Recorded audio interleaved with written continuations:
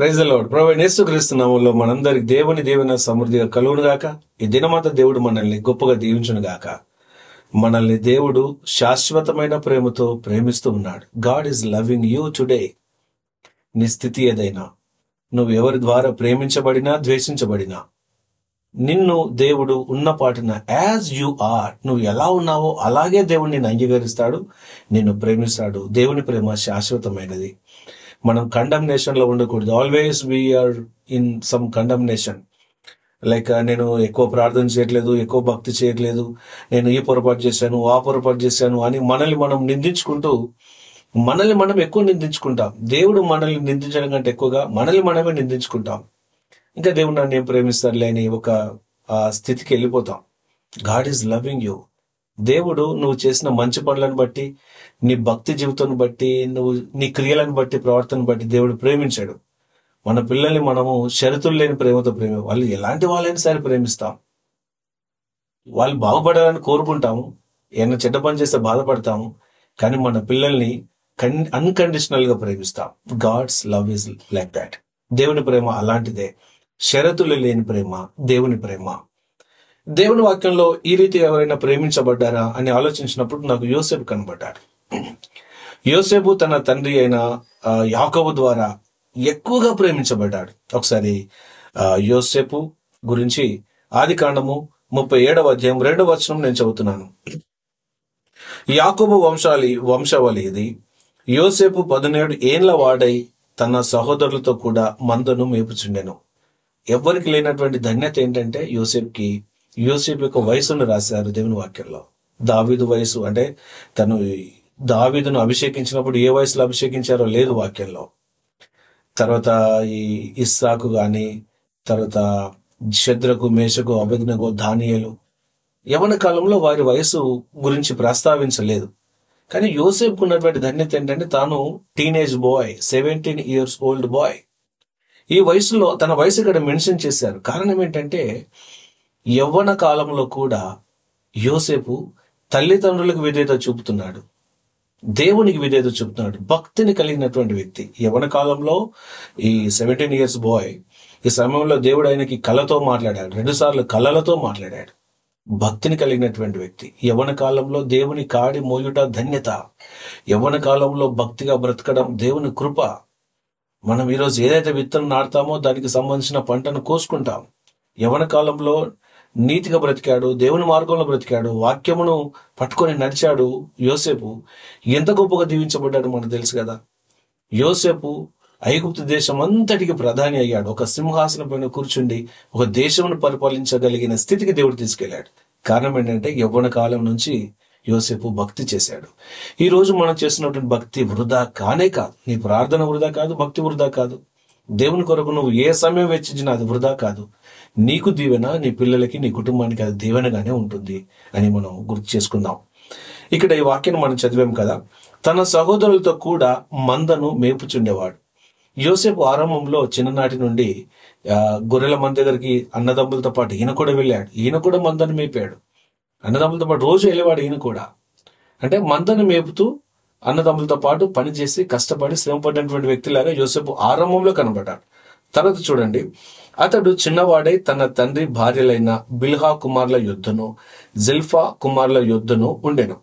అప్పుడు యోసేపు వారి చెడుతనమును గురించిన సమాచారము వారి తండ్రి యొద్దకు తెచ్చుచూ ఉండువాడు. యోసేపును యాకోబు కొంచెం ప్రమోట్ చేశాడు, కొంచెం హెచ్చించాడు. రోజు మందను మేపుతుండేవాడు, కానీ అందరిపైన ఇప్పుడు వారి గురించినటువంటి సమాచారము, ఇన్ఫర్మేషన్ అంతా తీసుకురావడానికి యోసేపు ఇప్పుడు ఒక సూపర్వైజర్ లాగా మారిపోయాడు. ఒక చిన్న ప్రమోషన్. ఈ ప్రమోషన్ దేవుడిచ్చాడా, ఈ కుటుంబం ఇచ్చిందా? తన తండ్రి ఇచ్చిన ప్రమోషన్, ఈ లోక సంబంధమైన ప్రమోషన్. దేవుడిచ్చిన ప్రమోషన్ కాదు. దేవుడిచ్చిన ప్రమోషన్ చాలా గొప్పది, కానీ ఈ లోక సంబంధమైన ప్రమోషన్ దేవుని కంటే ముందే తను కలిగినటువంటి ప్రమోషన్. ఇది చిన్న ప్రమోషన్. ఏం జరిగింది? ఈ చిన్న ప్రమోషన్ తనకు కలిగినప్పుడు 4వ వచనంలో, అతని సహోదరులు తమ తండ్రి అతనిని తమ అందరికంటే ఎక్కువగా ప్రేమించుట చూసినప్పుడు వారు అతని మీద పగబట్టిరి. ఏం జరిగింది? లోక సంబంధమైన ఆశీర్వాదం రాగానే తన పైన పగబట్టే మనుషులు కూడా తయారయ్యారు.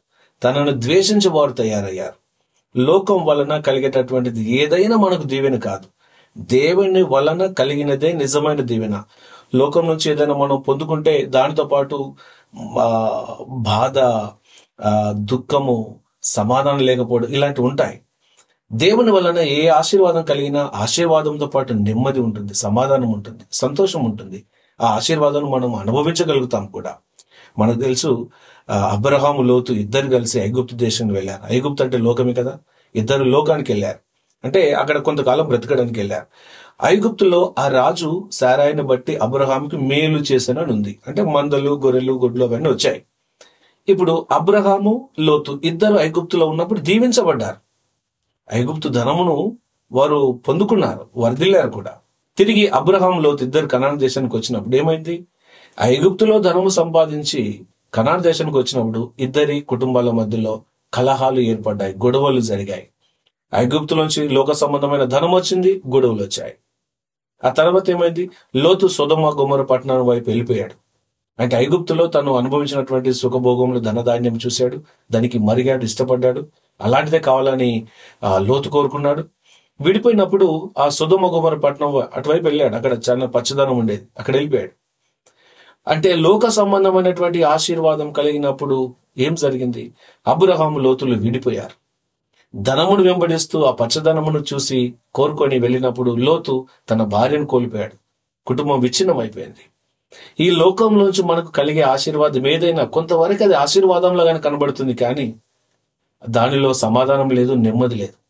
దేవుని వలన కలిగే ఆశీర్వాదం కొంచెమైనా అందులో నెమ్మది ఉంటుంది, సమాధానం ఉంటుంది. అందుకే నిన్ను నన్ను దేవుడు దీవించాలి. దేవుని సమయం కొరకు మనం ఎదురు చూడాలి. దేవుడు యోసేపును హెచ్చించక ముందే యాకోబు హెచ్చించాడు. ఆ కుటుంబంలో కలహాలు కలిగాయి. కొన్ని రోజుల తర్వాత యోసేపు జీవితంలో మనకు తెలుసు, యోసేపు దాదాపు 30 సంవత్సరాల వయసు వచ్చినప్పుడు యోసేపు ఐగుప్తు దేశానికి ప్రధాని అయ్యాడు. ఇది ఎవరు హెచ్చించారు? దేవుడు హెచ్చించాడు. ఈ ప్రమోషన్ ఎవరి ద్వారా వచ్చింది? దేవుని ద్వారా వచ్చింది. ఏం జరిగింది? దేవుడు హెచ్చించినప్పుడు, దేవుడు దీవించినప్పుడు తన చుట్టూ ఉన్నటువంటి ప్రజలు యోసేపుని ప్రేమించారు. అధికారి రాజు కూడా యోసేపుని ప్రేమించాడు. అన్నదమ్ములు వచ్చారు, వారు ప్రేమించారు. యాకోబు వచ్చాడు, అతను కూడా ప్రేమించాడు. తన కుటుంబంలో సమాధానము, నెమ్మది, తన చుట్టూ ప్రేమతో ఉన్నటువంటి వాతావరణం ఏర్పడింది. దేవుడికి హెచ్చించినప్పుడు ప్రేమ వాతావరణం ఉంది. తన తండ్రి లోక సంబంధమైనటువంటి హెచ్చింపు కలిగినప్పుడు ఆ కుటుంబంలో పగలు, కలహాలు ఏర్పడ్డాయి. ఈరోజు ఎవరి ఆశీర్వాదం మనం కోరుకుంటున్నాం? దేవుడు హెచ్చించడానికి దేవుని వైపు చూద్దాం. దేవుని బలిష్టమైన హస్తం కింద మీరు దీన మనస్కులై ఉండండి, తగిన కాలంలో దేవుడు మనల్ని హెచ్చిస్తాడు అని వాక్యంలో రాశారు. మనం తగ్గించుకున్నప్పుడు హెచ్చించబడతాం. దేవుని నడిపింపు కొరకు, దేవుని పిలుపు కొరకు, దేవుని ఆశీర్వాదం కొరకు మనం ఎదురు చూస్తుండాలి. తగిన సమయంలో దేవుడిని ఖచ్చితంగా దీవిస్తాడు, ఖచ్చితంగా హెచ్చిస్తాడు. దేవుని కంటే ముందు మనం పరిగెత్తకూడదు. Have a blessed day. యోసేపును యాకోబు అందరికంటే ఎక్కువగా ప్రేమించాడు. ఈరోజు నిన్ను నన్ను దేవుడు గొప్పగా ప్రేమిస్తున్నాడు. నిన్ను నువ్వు ఎంత ప్రేమించుకుంటున్నావో అంతకంటే ఎక్కువ దేవుడు నిన్ను ప్రేమిస్తున్నాడు. నేను దీవించబడితే బాగుండని నువ్వు ఎంత కోరుకుంటున్నావో, నిన్ను దీవించడానికి దేవుడు అంతకంటే ఎక్కువ కోరుకుంటున్నాడు. నేను ఆరోగ్యంగా ఉంటే బాగుండని నువ్వు ఎంత కోరుకున్నావో, నిన్ను స్వస్థపరచడానికి దేవుడు అంతకంటే ఎక్కువ కోరుకుంటున్నాడు. దేవుని ఆశీర్వాదము షరతుతో కూడింది. ఒకటే ఒక షరతు ఏంటంటే, నమ్ముట నీ వలనైతే నమ్మువానికి సమస్తము సాధ్యమే. Just trust the lord, believe in the lord, God will bless you. నమ్మితే దేవుడు మనల్ని దీవిస్తాడు. ఇంకొంచెం ఆ విశ్వాసం మనకు రావాలంటే వాక్యం వినాలి. వాక్యం ఎక్కువగా వాక్యం వింటూ ఉంటే, వాక్యం వినటం వలన విశ్వాసం కలుగుతుంది. Meditate the word, read his word. అప్పుడు విశ్వాసంలో మనం ఎదుగుతాం, వర్ధిల్లగలుగుతాం. And God is loving you. The only condition is trust the Lord. నమ్మండి, దేవుడు మనల్ని దీవిస్తాడు. ప్రార్థన చేద్దాం. Let us pray. Father, in Jesus name, Yesu నామములో ప్రభువా మేము ప్రార్థన చేస్తున్నాం, మమ్మల్ని దీవించండి. దినమంతా మీ కాపుదల, భద్రతను, ఆరోగ్యం మాకు దయచేయండి. యోసేపును ప్రభువా తండ్రి హెచ్చించినప్పుడు కలహాలు కలిగాయి. నీవు హెచ్చించినప్పుడు తన చుట్టూ ప్రేమతో ఉన్న వాతావరణం ఏర్పడింది. దేవా, నీవు ఇచ్చే ఆశీర్వాదంలో నెమ్మది, సమాధానం, ఆశీర్వాదం కలదని నమ్ముతున్నాం. నీవే మమ్మల్ని వర్ధిల్లిచ్చేసి దీవించమని యేసుక్రీస్తు పరిశుద్ధ నామములో ప్రార్థిస్తున్నాం మా పరమ తండ్రి. Amen, amen. Have a blessed day. God bless you. Praise the lord.